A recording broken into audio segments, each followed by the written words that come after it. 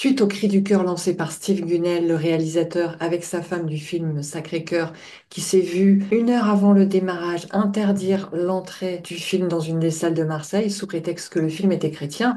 Mais quelle joie d'avoir vu ce tollé de personnes dont on ne soupçonnerait même pas qu'ils puissent prendre la parole à ce sujet, qui se sont exprimées pour parler de quelque chose qui est là depuis la nuit des temps en chacun de nous, quel que soit le mot qu'on y mette, qui habite le cœur de beaucoup plus de personnes que ce que l'on croit. Mais en France, c'est mis sous le tapis, comme s'il y avait une honte ou si c'était has-been de dire que l'on puisse croire en Dieu. Que ce soit une des voies où l'on puisse trouver des ressources pour nous connaître encore plus profondément et je dirais encore plus puissamment, quelle que soit notre façon de pratiquer. J'ai moi-même été foudroyée par Dieu en 2018, sans que je le recherche, sans que je m'y attende du tout.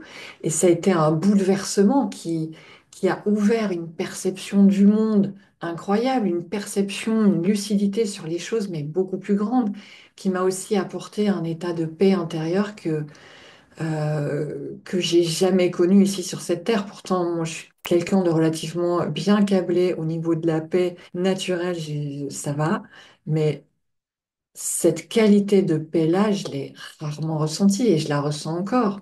La question est, qu'est-ce qui fait qu'en France, ce soit aussi tabou, aussi mal vu d'en parler, qu'on doive le garder secret?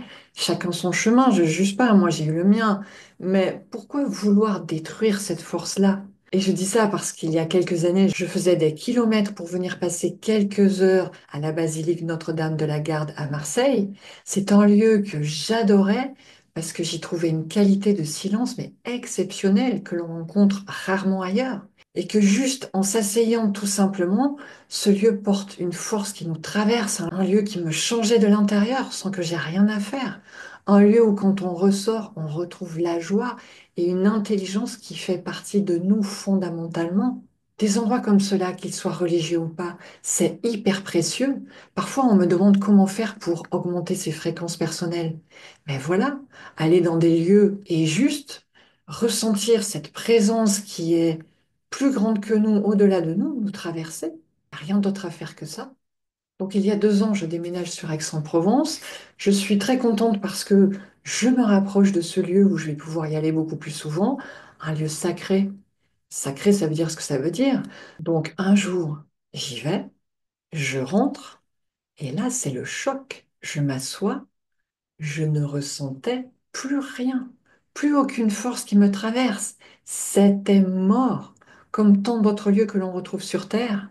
Mais non seulement ça, c'était plein de monde. Et ça, ce n'est pas le souci, tout le monde a le droit de rentrer. Mais autour de moi, plein de personnes étaient assises pour se reposer probablement de toutes ces marches qu'il y a à monter. Mais chacun se racontait tout haut la soirée qu'ils avaient passée la veille, ou se demandait où est-ce qu'ils allaient faire les courses pour le repas de ce soir, ou bien qui est-ce qu'ils allaient inviter demain. Mais j'hallucinais. C'est un lieu sacré. On ne sait même plus respecter ça. Mais pour parler de toutes ces choses-là, il y a le parvis, il y a le parc Borély.